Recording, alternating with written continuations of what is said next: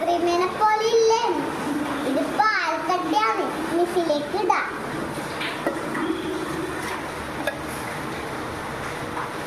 അടുത്തത് ആണ് പഞ്ചസാര ചേർക്കുന്നത്.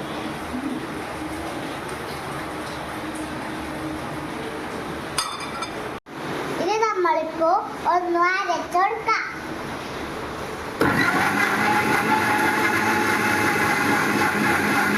കുറച്ച് വെള്ളം കുടിച്ചിട്ട് നമ്മൾ ഒന്നും കൂടി അരക്കുന്നുണ്ട്.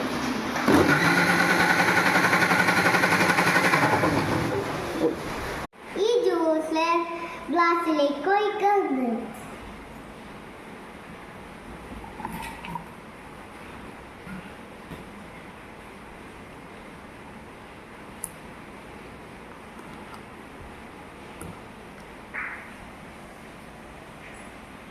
Mango juice ready. ഇനി നമുക്കിത് കുടിച്ചു നോക്കാം.